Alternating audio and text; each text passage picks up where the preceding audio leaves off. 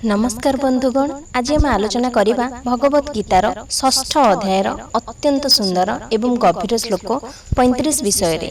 एही श्लोक आमको शिखाए मन को किपरि शांत करबा एवं जीवन रे किपरि स्थिरता आनिबा। तो चलंतु प्रथमे श्लोकटी को सुनि नेबा।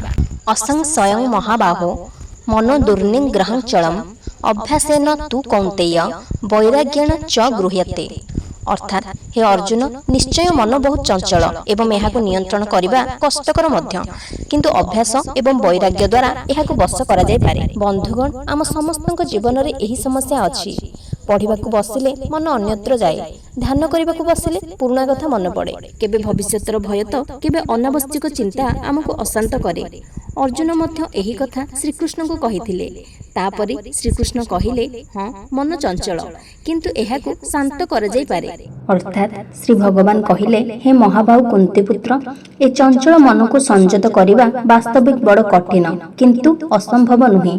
बराबर अभ्यास और वैराग्य बल रे यह संभवपर होइथाए। बंधुगण, ए चंचल और अबाध्य मन को स्थिर करबा बा संयत करबा वास्तविक बड़ कठिन। ए विषय जहाँ अर्जुन कहिले ताहा भगवान स्वीकार कले, किंतु तत्संगे संगे से कहिले जे अभ्यास और वैराग्य बल रे यह संभवपर। ताहले से अभ्यास कौन? आधुनिक जुगरे केही कठिन नियम बा विधि विधान यथा तीर्थ स्थान रे बास करिबा, परमात्मा ठारे मनोनिवेश करिबा, मन और इंद्रिय को संयम करिबा, ब्रह्मचर्य अवलंबन करिबा एवं एकांत बास करिबा आदि पालन करि पारु नाहंती। किंतु कृष्ण चेतना अभ्यास कले व्यक्ति नवधि भक्ति आचरण करे बा भगवान को सेवा रे नियुक्त होई जाए। आउ ए नवधि भक्ति मध्यरु सर्वप्रथम हेला श्रवण, अर्थात श्रीकृष्ण को संबंध रे सुनिबा। मनरु सब मैला दूर करिबा निमित्त एहा हेउछि एक शक्तिशाली दिव्य पंथा।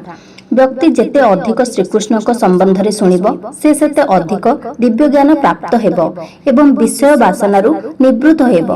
अर्थात जहाँ सब तार मन को कृष्ण को ठारु दूरेई नियंती, से सबुथिरु निवृत्त हेबो। जहाँ भगवान को संबंधी नुहे, सेथिरु मन को दूरेई नेले व्यक्ति अति सहजरे वैराग्य अभ्यास करि पारे। वैराग्य कहिले निजर मन को इंद्रिय भोग्य विषय वस्तुरु दूरेई नेबा एवं भगवान को ठारे लगाइबाकू बुझाए।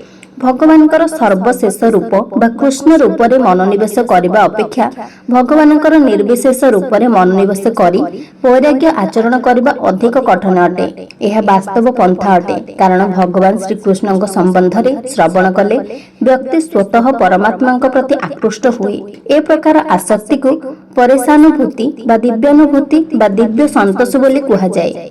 क्षुधार्थ व्यक्ति खाद्य खाइला बेले पदे पदे जेपरि संतोष लाभ करे, ठीक सेही परि संतोष मिले भगवान श्रीकृष्ण संबंध रे सुनिले बा भगवान सेवा रे नियुक्त होई गले। कारण मन एत द्वारा इंद्रिय भोग्य विषय वस्तु दूरे जाए। यह हेउछि उपयुक्त चिकित्सा और पथ्ययोगी रोग निराकरण सदृश। भगवान श्रीकृष्णकर दिव्य लीला श्रवण पागल मनर पागलामी दूर करबा दिगरे एक उपयुक्त चिकित्सा अटे एवं कृष्ण प्रसाद से पागल रोगी निमित्त उपयुक्त पथ्य अटे। ए चिकित्सा हेउछि कृष्ण चेतना प्रणाली। तेणु बंधुगण, नियमित अभ्यास और वैराग्य द्वारा मन को शांत करा जाय पारे। यह ही गीतार अमूल्य शिक्षा। भिडियोटी भल लगी लाइक करंतु, शेयर करंतु और मो चैनल को सब्सक्राइब करने को जमा भी भूलंतु नहीं। जय श्री कृष्ण।